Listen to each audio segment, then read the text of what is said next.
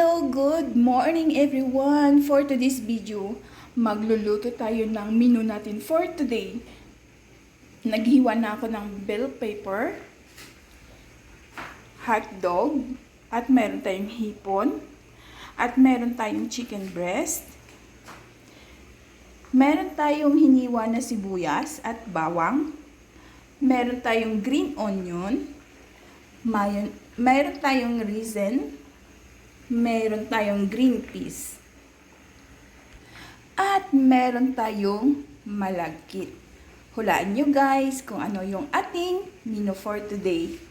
So meron tayong patis at meron tayong turmeric. So ito yung ating menu for today na lulutuin. So start cooking na guys! Man ko to nung nasa Jeddah pa ako kasi yung kasama ko sa trabaho mahilig magluto ng ganitong pagkain. At meron tayong 2 itlog na pinakuluan. So ito yung itatoppings natin mamaya. So isasaing natin muna yung malagkit. Lalagyan natin siya ng turmeric.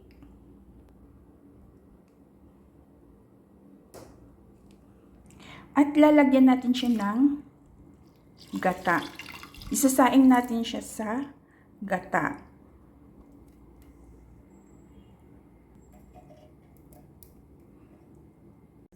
Nagpainit na tayo ng mantika. Nilagay na natin yung sibuyas. At isusunod na natin yung bawang. Nilagay na natin yung bawang. Nilagay na natin yung chicken. Nilagay na natin yung hotdog.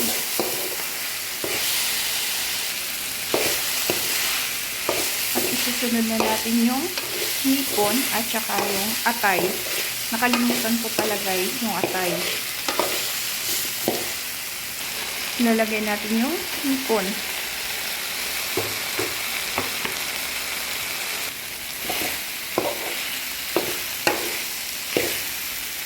So, ilalagay natin yung atay. Maykos-maykos lang guys. Ang hirap maghawak ng kamera habang nagluluto. Or ng cellphone habang nagluluto. Lagyan natin siya ng patis. Paminta.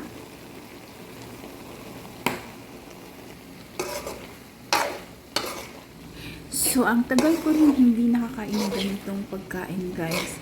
Siguro mga 1 dekada na.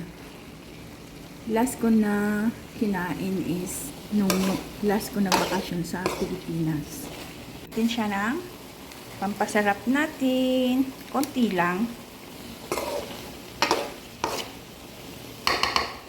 Ilalagay natin yung green peas.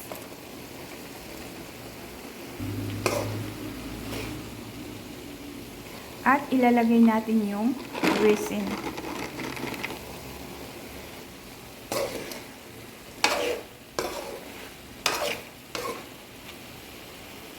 At ilalagay natin yung bell pepper.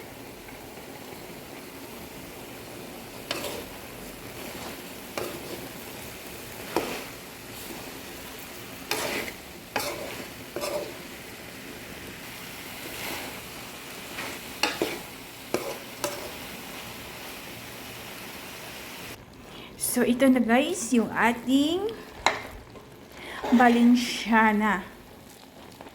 Ito na yung ating menu for today.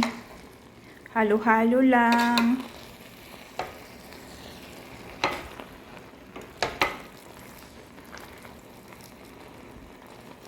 So, malapit na siyang maluto. Ayan na guys, luto na yung ating arroz Valenciana. So, lalagyan na natin siya ng green onion. So, ang tagal ko nito guys, hindi ako nakakain ng ganito. Nung last ko na nakain yung nagbakasyon ako sa Pilipinas. Tapos, yung kasama ko sa trabaho, nagluto ng ganito at nagdala siya sa trabaho. Yun yung last ko natikman for how many years. So, ito yung ating arroz Valenciana. Shout out kay Bikay, mahilig ka magluto nito. Ikaw ang nagdala nito sa trabaho. Kain tayo guys! Thank you for watching!